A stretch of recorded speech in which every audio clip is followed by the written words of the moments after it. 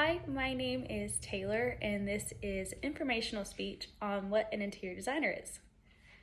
Have you ever had a vision for your home, but you were just really unsure about how to go about that plan exactly? Or maybe you have a vision in your head and you're just not quite sure how it will turn out in reality.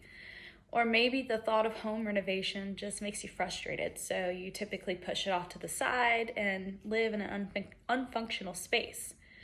I know that's happened to me plenty of times. Interior design is one of those amazing things that encompasses a lot of issues that people come into in their day-to-day lives, and it can solve a lot of our issues. Interior designers are not just decorators. They can design without being inside, and they're also using psychology and math, and it's a whole complicated thing. I'm actually in school for interior design right now, and I have had a few projects that I've worked under interior designers, and I actually have decorated and staged homes before.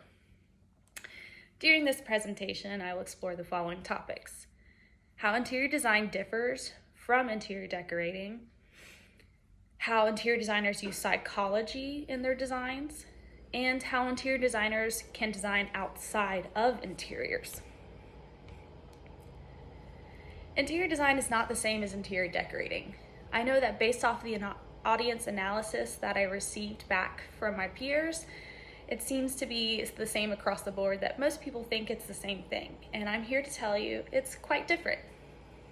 Interior decorating involves the use of picking out simple things in your home, like your pillows or maybe furniture, and they'll tell you what looks good where. It's a great job, but it's a little bit different than interior design. You also don't need a degree to be an interior decorator. Anybody can be one if they have a good eye for it.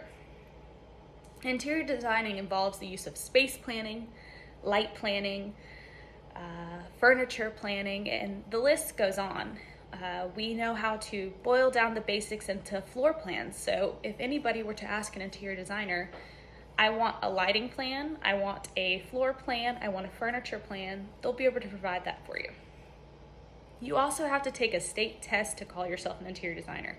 And that's actually something I'm studying for right now. It's called the NCIDQ.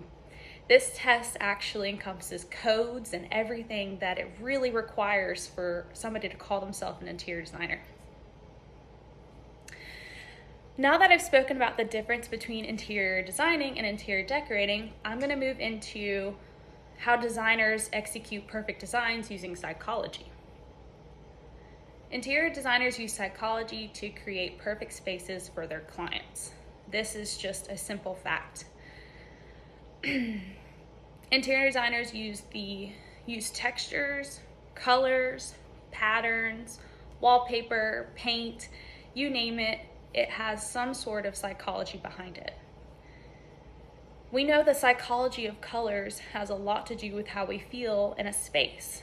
So green is usually associated with calming, whereas red is usually on the opposite end. It's usually with intense moods, maybe intimacy, maybe anger.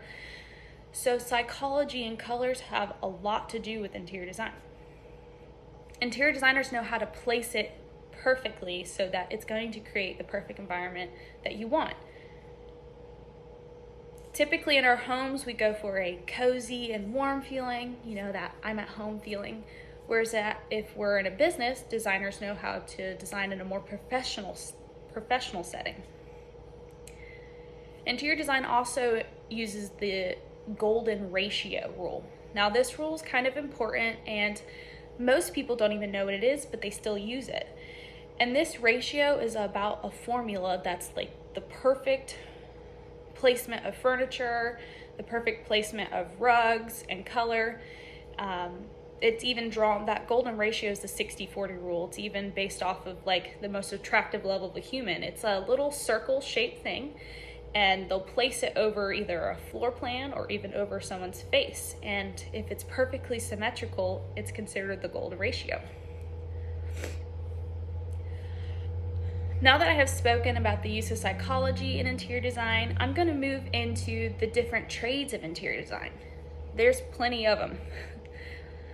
Although the name interior might be misleading, I know a lot of people think that only interior designers can design the interiors.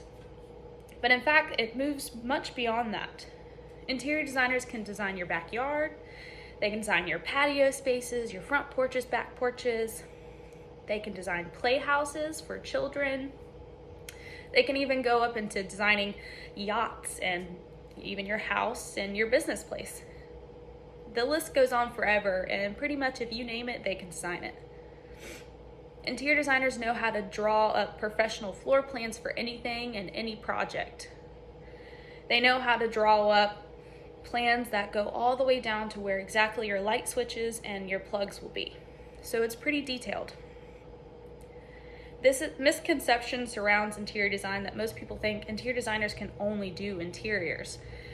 And when in fact, the reality is they can pick out your exterior materials for your houses. So it goes down to like the stone and the wood and what your porch will be made out of, and it even goes into your landscaping as well.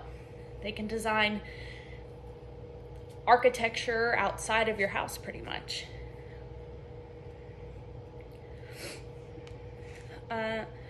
So to sum it all up, interior designers have the ability to transform spaces through the use of psychology, math. They're also extremely different from interior decorators and can design outside the interiors of a space. Throughout this speech, we have covered the basics of what an interior designer truly is and the tactics they use to complete their job. Interior designers are able to transform and create anything, anywhere. So next time you find yourself needing some help with designing or maybe needing a professional hand, you can call an interior designer. Thanks for listening.